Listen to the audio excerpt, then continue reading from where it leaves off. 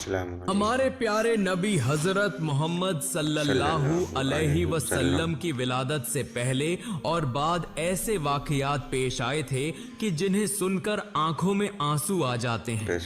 इस वक्त पूरा अरब अंधेरों में डूबा हुआ था। हमारे प्यारे नबी अभी दुनिया में तशरीफ नहीं लाए थे। इस समाज में कोई कानून नहीं था, कोई उसूल नहीं थे। औरतें सबसे ज्यादा बेसहारा थीं। उनकी कोई इज्जत नहीं थी। उन्हें इंसान नहीं बल्कि सामान की तरह देखा जाता था। बाजारों में औरतों की खरीद फरोख्त होती थी।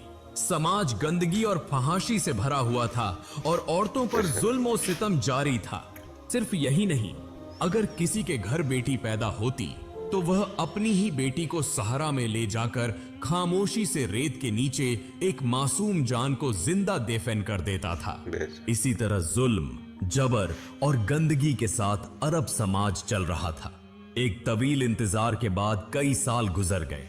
वक्त आ पहुंचा था 570 ईस्वी का, जब हमारे प्यारे नबी हजरत मोहम्मद सल्लल्लाहु अलैहि वसल्लम अपनी वालिदा हजरत आमिना रजियल्लाहु अन्हा के पाक रहम में थे। दूसरी तरफ यमन का हाकिम अब्रहा इतना ताकतवर था कि उसके खौफ से कोई उसके खिलाफ बोलने की हिम्मत नहीं करता था। वह गैर मुस्लिम, जालिम, संगदिल और मुतकब्बिर हाकिम था। इक्तिदार के नशे में वह अंधा हो चुका था। जुल्म ही उसकी पहचान थी। इधर बैतुल्लाह की निगरानी की जिम्मेदारी हमारे नबी सल्लल्लाहु अलैहि वसल्लम के दादा अब्दुल मुत्तलिब के पास थी। मुख्तलिफ इलाकों से लोग काबा का तवाफ करने आते थे, लेकिन काबा के अंदर 360 बुत मौजूद थे, क्योंकि उस वक्त मक्का में मुसलमानों के साथ साथ ईसाई और ईसाई, यहूदी और मुख्तलिफ कबाइल के लोग तिजारत के लिए आते और आरजी या मुस्तकिल तौर पर रहते थे। इनमें काफिरों और मुशरिकों की तादाद ज्यादा होने की वजह से उनका जोर और रसूख भी ज्यादा था। लोग तो थे मगर हिदायत नहीं थी। इसी खौफनाक अंधेरे के बीच अल्लाह एक बच्चे की आमद के जरिए रोशनी की तैयारी कर रहा था। वह बच्चा मोहम्मद सल्लल्लाहु अलैहि वसल्लम होगा, जो पूरी कायनात के लिए रहमत बनकर आएगा। जुल्म टूट जाएगा, औरत इज्जत पाएगी, बेटी को जीने का हक मिलेगा और इंसानियत फिर से सर उठाकर खड़ी हो जाएगी। अचानक एक दिन मक्का का आसमान लरज उठा। सहरा का सीना चीरते हुए, गर्दो गुबार उद्दाते हुए अब्रहा का अजीम हाथी लश्कर मक्का की तरफ बढ़ने लगा। आम लोग खौफ के मारे अपने घर बार छोड़ कर भागने लगे, क्योंकि उनके पास इस लश्कर का मुकाबला करने की कोई ताकत न थी। जिनके सामने वह आए उन पर जुल्म किया गया। यहां तक कि नबी सल्लल्लाहु अलैहि वसल्लम के दादा अब्दुल मुत्तलिब के 200 ऊंट और मक्का वालों के तमाम ऊंट छीन कर ले गए, ताकि मक्का वाले उनसे जंग न कर सकें। यह खबर मिलते ही नबी सल्लल्लाहु अलैहि वसल्लम के चचा अब्बू तालिब फौरन अब्दुल मुत्तलिब के पास आए और कहा, अब्बा जान, हमारे और मक्का वालों के तमाम ऊंट अब्रहा के लोग ले गए हैं। अब्बा जान, हम उनका मुकाबला नहीं कर सकते। उनकी ताकत के सामने हम कुछ भी नहीं हैं। अब हमारे पास हथियार डालने के सिवा कोई रास्ता नहीं। यह सुनकर अब्दुल मुत्तलिब ने कुछ नहीं कहा। कुछ देर खामोश रहने के बाद बस इतना कहा, सब्र करो। अगले दिन नबी सल्लल्लाहु अलैहि वसल्लम के दादा अब्दुल मुत्तलिब और चचा अब्बू तालिब अब्रहा और उसके हाथी लश्कर से मुलाकात के लिए रवाना हुए। मक्का के लोग दूर से देख रहे थे। किसी की आंखों में खौफ था, किसी की आंखों में आंसू थे। सबके दिल में एक ही सवाल था, क्या हम इस अजीम ताकत के सामने जिंदा रह सकेंगे? वहां पहुंचकर अब्दुल मुत्तलिब ने अब्रहा से कहा, मैं तुम्हें एक बार फिर खबरदार करता हूं, जिस घर को तुम तबाह करना चाहते हो वह अल्लाह का घर है। इस बुरे काम से बाज आ जाओ। मगर अब्रहा जैसे कुछ सुन ही न रहा हो, वह तंजिया हंसता रहा। फिर अब्दुल मुत्तलिब ने कहा, मेरे ऊंट वापस कर दो।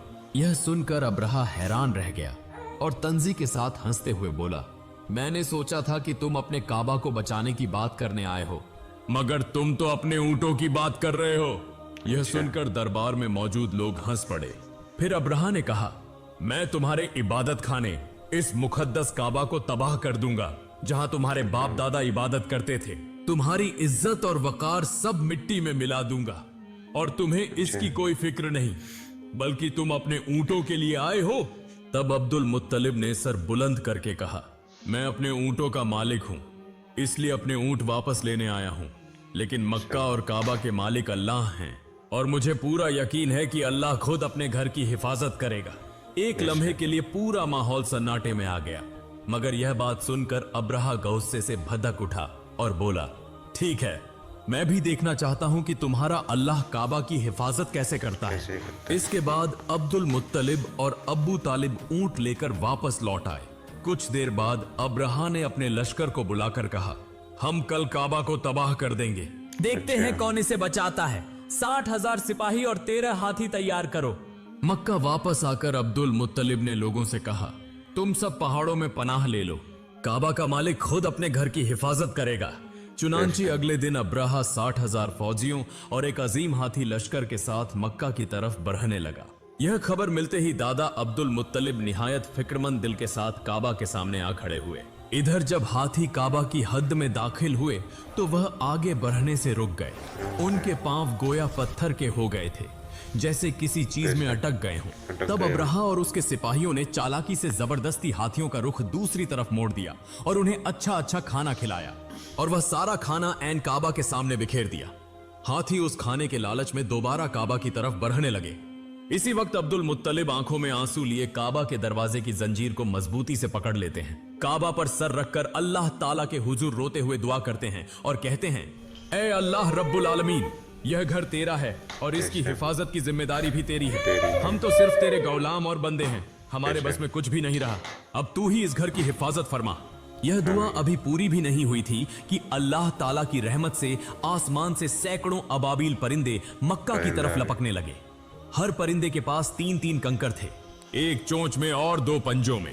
पहले इन परिंदों ने मक्का को घेर लिया और बैतुल्लाह का तवाफ करने लगे।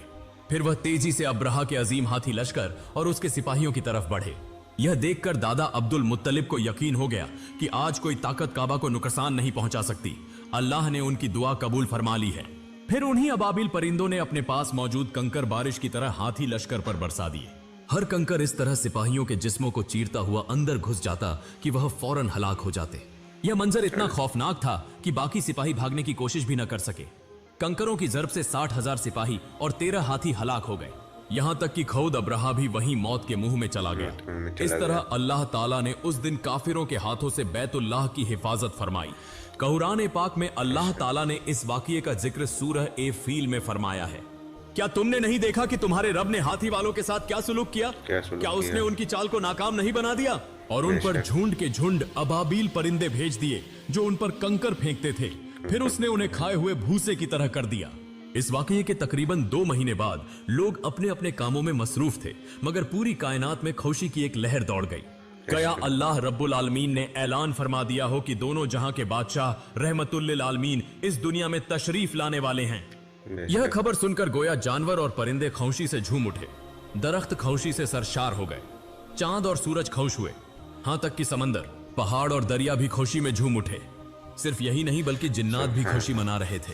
पूरी कायनात गोया रहमत के आने के इस्तकबाल के लिए मुंतजिर थी। इसी रात दादा अब्दुल मुत्तलिब काबा शरीफ की छत पर खड़े थे।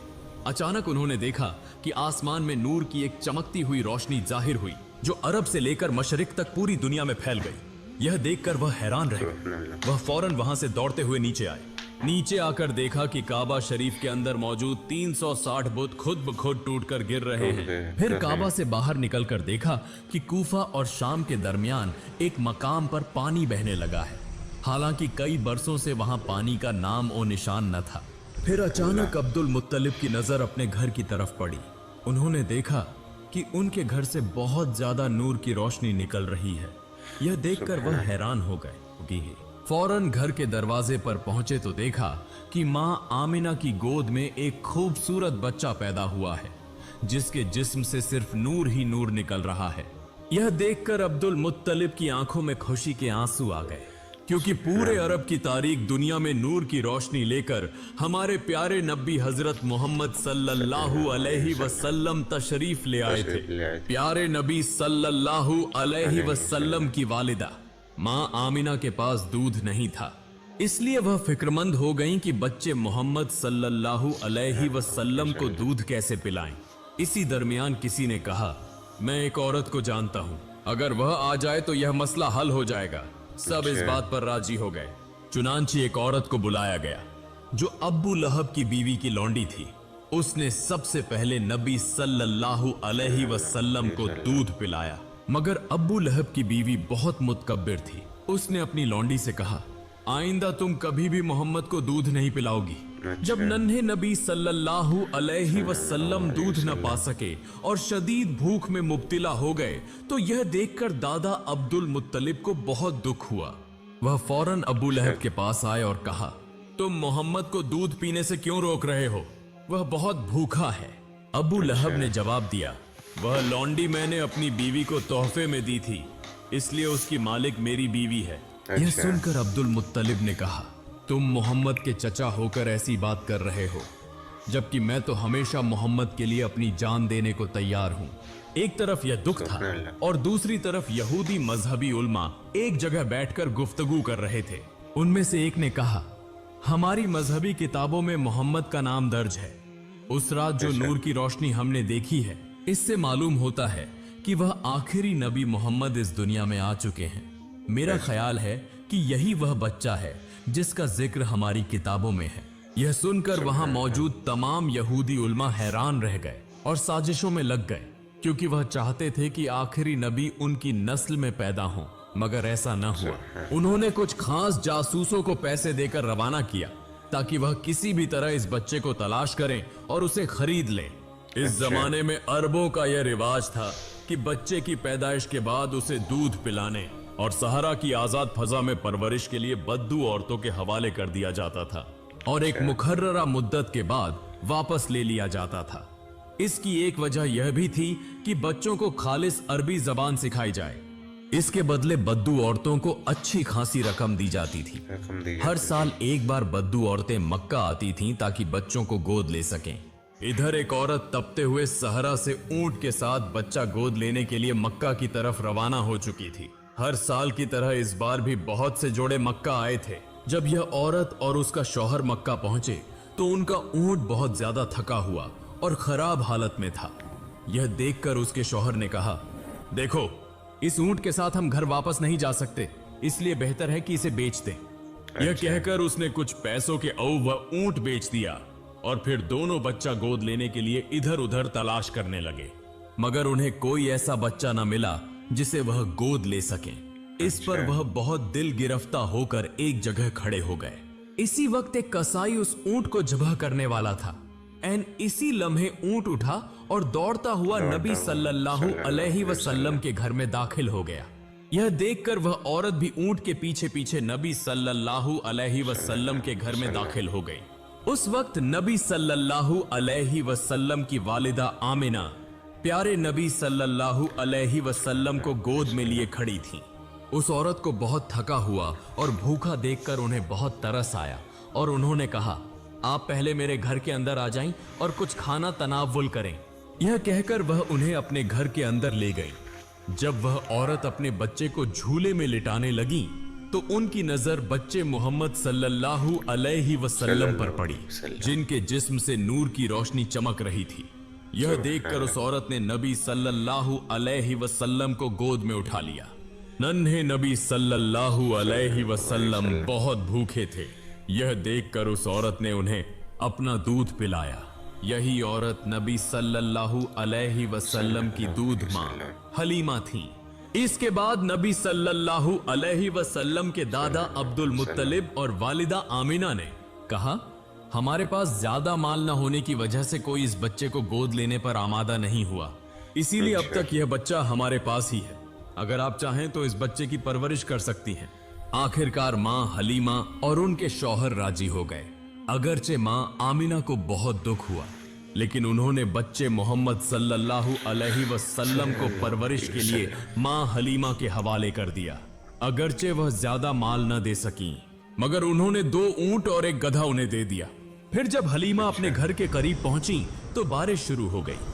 नबी सल्लल्लाहु अलैहि वसल्लम की रहमत से यह बारिश हुई, क्योंकि इससे पहले वहां कई बरसों से बारिश नहीं हुई थी। इसके बाद से माँ हलीमा का घर अल्लाह की रहमत से भर गया। इसी तरह तकरीबन 2 साल गुजर गए। जब दूध मां हलीमा नबी सल्लल्लाहु अलैहि वसल्लम को उनकी वालिदा के पास वापस करने के लिए काबा लेकर गईं, तो काबा मुकम्मिल तौर पर नूर से भर गया, गोया चारों तरफ अल्लाह की रहमत छा गई हो। इसी दरमियान दादा अब्दुल मुत्तलिब को मालूम हुआ कि यहूदी अब भी नन्हे नबी को तलाश कर रहे हैं और उन्हें नुकसान पहुंचाना चाहते हैं। इस खतरे से बचाने के लिए अब्दुल मुत्तलिब ने दोबारा नबी सल्लल्लाहु अलैहि वसल्लम को हलीमा के पास भेज दिया। इस तरह मजीद 2 साल गुजर गए। एक दिन अचानक दूध मां हलीमा बीमार पड़ गई। वहां के हकीम और आमिल आए और हलीमा को ठीक करने की कोशिश करने लगे। यह देखकर नबी सल्लल्लाहु अलैहि वसल्लम ने फरमाया, बराहे करम आप जरा हट जाएं, मुझे जरा देखने दें। यह कहकर जब नबी सल्लल्लाहु अलैहि वसल्लम ने अपनी दूध मां हलीमा के हाथ पर हाथ रखा तो फौरन ही हलीमा बिल्कुल ठीक हो गई। यह देखकर आमिल हैरान रह गए और वहां से चले गए, लेकिन वह समझ चुके थे कि यही वह खास बच्चा है। इसके बाद वह आमिल यहूदी मजहबी पेशवाओं के पास गए और कहा, जिस बच्चे को तुम इतने दिनों से तलाश कर रहे हो, हमने उसे पा लिया है। वह अब हलीमा के घर में रहता है। उसका नाम मोहम्मद है। अभी वक्त है, अगर तुम उसे कत्ल न कर सके तो मुस्तकबिल में वह पूरी दुनिया पर हुकूमत करेगा। वह कायदों का कायद, सबसे अजीम इंसान होगा और तमाम लोग उसकी बात पर इस्लाम कबूल करेंगे। लेकिन उस वक्त तक लोग समझ चुके थे कि इस्लाम दीन अमन है, इसीलिए दुनिया भर से आहिस्ता आहिस्ता लोग इस्लाम कबूल करने लगे थे। फिर एक रात दुश्मनों ने मां हलीमा के घर पर हमला कर दिया, लेकिन हलीमा और उनके शौहर ने जान की बाजी लगाकर मुकाबला किया और किसी न किसी तरह नबी सल्लल्लाहु अलैहि वसल्लम को बचा लिया। इसके बाद मां हलीमा ने कहा, इससे पहले कि कोई बड़ा नुकसान हो, आप बच्चे मोहम्मद को लेकर मक्का चले जाएं।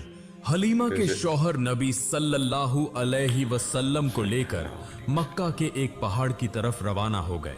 उस वक्त मां हलीमा फूट फूट कर रो रही थीं। दरअसल नबी सल्लल्लाहु अलैहि वसल्लम से उन्हें इतनी मोहब्बत हो गई थी कि वह अपने आंसू न रोक सकी। इधर दादा अब्दुल मुत्तलिब यह खबर सुनकर नबी सल्लल्लाहु अलैहि वसल्लम के पास पहुंच गए और गहार ही में दादा और पोते ने तकरीबन 1 साल से ज्यादा वक्त गुजारा। नबी सल्लल्लाहु अलैहि वसल्लम की मौजूदगी से सहरा भी जिंदगी से भर गया था। फिर एक दिन मां आमिना उस घाट से नबी सल्लल्लाहु अलैहि वसल्लम को लेकर मदीना गईं ताकि अपने रिश्तेदारों से मिल सकें और नबी सल्लल्लाहु अलैहि वसल्लम के वालिद अब्दुल्लाह की कब्र की जियारत कर सकें। दरअसल नबी सल्लल्लाहु अलैहि वसल्लम की पैदाइश से 2 साल पहले ही उनके वालिद अब्दुल्लाह का इंतकाल हो चुका था। नबी सल्लल्लाहु अलैहि वसल्लम और मां आमिना कुछ अच्छा वक्त गुजारने लगे। इसी तरह तकरीबन 2 महीने और गुजर गए। एक दिन अचानक मां आमिना बीमार पड़ गईं। इसी हालत में मदीना से वापसी के सफर के दरमियान मां आमिना का इंतकाल हो गया। यूं नबी सल्लल्लाहु अलैहि वसल्लम सिर्फ 6 साल की उम्र में यतीम हो गए। यह खबर एक यहूदी को मालूम हुई तो वह अपने लोगों के पास जाकर बोला, वह बच्चा अब बिल्कुल अकेला है, आओ हम उसे कत्ल कर दें। जब वह सब मिलकर नबी सल्लल्लाहु अलैहि वसल्लम को कत्ल करने आ रहे थे, इसी वक्त नबी सल्लल्लाहु अलैहि वसल्लम के चचा ने उन्हें रोक लिया। इसके बाद अबू तालिब नबी सल्लल्लाहु अलैहि वसल्लम को लेकर मक्का में दादा अब्दुल मुत्तलिब के पास आ गए। इसके बाद नबी सल्लल्लाहु अलैहि वसल्लम दादा अब्दुल मुत्तलिब के साथ रहने लगे, बैतुल्लाह की देखभाल करते और मक्का के लोगों की मदद करते थे। दादा अब्दुल मुत्तलिब जो कुछ कहते नबी सल्लल्लाहु अलैहि वसल्लम वही करते थे। इसी तरह वक्त गुजरता रहा, लेकिन एक दिन अचानक दादा अब्दुल मुत्तलिब काबा का तवाफ करते हुए शदीद बीमार हो गए। उन्हें फौरन घर ले आया गया। इस मौके पर मुतकब्बिर चचा अब्बू लहब दिल ही दिल में कहने लगा, अब मैं कुरैश कबीले का सरदार बनूंगा। कुछ दिन बाद दादा अब्दुल मुत्तलिब ने सबके सामने अब्बू तालिब को बुलाकर कहा, मैं मोहम्मद को तुम्हारे हवाले कर रहा हूं, तुम इसका ख्याल रखना। आज के बाद मोहम्मद की तमाम जिम्मेदारी तुम्हारी है। इसके बाद दादा अब्दुल मुत्तलिब का इंतकाल हो गया। यूं नबी सल्लल्लाहु अलैहि वसल्लम सिर्फ 8 साल की उम्र में बिल्कुल तन्हा हो गए। इसके बाद प्यारे नबी सल्लल्लाहु अलैहि वसल्लम अपने चचा अब्बू तालिब के साथ रहने लगे और बकरियां चराने सहित मुख्तलिफ काम करने लगे। एक दिन वापसी के रास्ते में नबी सल्लल्लाहु अलैहि वसल्लम ने देखा कि उनके मुतकब्बिर चचा अब्बू लहब सुआइब नाम की एक लौंडी को किसी और के हाथ बेच रहे हैं और सुआइब का शौहर मुन्नत करते हुए कह रहा है, बराहे करम ऐसा न करें, इस बार माफ कर दें। यूं वह मुन्नत समाजत कर रहा था और यह तमाम मंजर नबी सल्लल्लाहु अलैहि वसल्लम दूर से देख रहे थे, लेकिन अब्बू लहब ने उसकी किसी बात की परवाह न की और कहा, देखो मैं तुम्हारी कोई बात नहीं सुनूंगा। अगर तुम अभी फौरन मेरा वाजिबुल अदा माल अदा कर दो तो मैं तुम्हारी बीवी को फरोख्त नहीं करूंगा। यह सब बातें सुनकर नबी सल्लल्लाहु अलैहि वसल्लम आगे बढ़े और अब्बू लहब से फरमाया, सुआइब को छोड़ दीजिए और मैं खुद आपका माल वापस कर दूंगा। नबी सल्लल्लाहु अलैहि वसल्लम की इस अजीम सखावत की वजह से इसी दिन सुआइब को आजादी मिल गई। दरअसल सुआइब वही खातून थी जिन्होंने सबसे पहले नबी सल्लल्लाहु अलैहि वसल्लम को दूध पिलाया था। फिर एक दिन नबी सल्लल्लाहु अलैहि वसल्लम तपते हुए सहरा से गुजर रहे थे कि अचानक देखा एक शख्स अपनी बेटी को जिंदा दफन करने के लिए ले जा रहा है और उसकी बीवी उसके पांव पकड़कर रोते हुए कह रही है, खुदा के लिए ऐसा ना करें, वह तो आपकी ही औलाद है, क्या आपको जरा भी रहम नहीं आता? बराहे करम ऐसा ना करें, मेरा दिल दर्द से फटा जा रहा है। इसी वक्त नबी सल्लल्लाहु अलैहि वसल्लम आगे आए और उस नन्ही बच्ची को गोद में लेकर उस शख्स से फरमाया, पुरसुकून हो जाओ, आप ऐसा क्यों कर रहे हैं? बेटी तो वालिदैन के लिए रहमत होती है। नबी सल्लल्लाहु अलैहि वसल्लम का यह एक जुमला सुनते ही उस शख्स की आंखों में आंसू आ गए। उसका दिल मोहब्बत और शफकत से भर गया। उसने अपनी गलती समझ ली और खुद अपनी बेटी को गोद में उठा लिया। यूं देखते ही देखते नबी सल्लल्लाहु अलैहि वसल्लम की उम्र 12 बरस हो गई। इसी तरह नबी सल्लल्लाहु अलैहि वसल्लम अपने आला अखलाक और बेहतरीन किरदार से एक के बाद एक इंसान को अंधेरों से निकालकर रोशनी की तरफ लाते रहे। कई और साल गुजर गए और चचा अबू तालिब उस वक्त तक बुढ़ापे की उम्र को पहुंच चुके थे। आखिर एक दिन चचा अबू तालिब काबा के सामने खड़े होकर मक्का के तमाम लोगों को मुखातिब करके बोले, ए मक्का वालों, बगैर किसी झगड़े और फसाद के इस्लाम के रास्ते की तरफ लौट आओ और पुरअमन जिंदगी गुजारो। लेकिन उस वक्त भी वहां के कुछ सरदार अब्बू तालिब और हजरत मोहम्मद सल्लल्लाहु अलैहि वसल्लम को झूठा साबित करने की कोशिश करते रहे। मगर मक्का के लोग तब तक अच्छी तरह समझ चुके थे कि हजरत मोहम्मद सल्लल्लाहु अलैहि वसल्लम ही आखिरी नबी और सबसे अजीम नबी हैं और उन्हीं का दीन सबसे बढ़कर सच्चा और अमन और सलामती का दीन है। ए अजीज नाजिर, जरा एक बार सोचिए, रहमत के नबी सल्लल्लाहु अलैहि वसल्लम ने पैदाइश से पहले ही अपने वालिद को खो दिया। 6 बरस की उम्र में मां का साया उठ गया। 8 बरस में दादा भी दुनिया से रुखसत हो गए। वही यतीम बच्चा रहमतुल लिल आलमीन बना। जिस समाज में बेटियों को जिंदा दफन किया जाता था, वहां उन्होंने फरमाया, बेटी रहमत है। खुद भूखे रहकर दूसरों को खिलाया, सताए गए मगर माफ किया, सब कुछ खोकर भी इंसानियत को सब कुछ अता कर दिया। आज यह सीरत सुनकर आंखें नम हो जाती हैं। हम सब कुछ पाकर भी उनके रास्ते पर कितना चल रहे हैं। वह यतीम होकर भी इंसानियत का सहारा थे और हम सब कुछ पाकर भी क्या किसी से मोहब्बत कर पा रहे हैं? या रसूल अल्लाह, आपकी उम्मत होने पर हम शुक्रगुजार हैं। कयामत के दिन आपकी शफात के बगैर हमारी नजात नहीं। आज हम सब कुछ पाकर भी खुद गरज हैं और आप सब कुछ खोकर भी एसार की मिसाल थे। हम मामूली सी तकलीफ में टूट जाते हैं और आपने सारी जिंदगी मुसीबतें झेल कर भी इंसानों से मोहब्बत की। या रसूल अल्लाह, आपकी जिंदगी देखकर आंखें नम हो जाती हैं, दिल रो पड़ता है। ए अजीज नाजिर, आइए हम सब मिलकर अहद करें कि हम अपने प्यारे रसूल हजरत मोहम्मद सल्लल्लाहु अलैहि वसल्लम के उसवे हसना को अपनाएंगे, उनके किरदार को अपना किरदार बनाएंगे, तभी हम हकीकी इंसान बन सकेंगे। अल्लाह रब्बुल आलमीन हम सबको हमारे प्यारे नबी सल्लल्लाहु अलैहि वसल्लम के दिखाए हुए रास्ते पर चलने की तौफीक अता फरमाए। आमीन।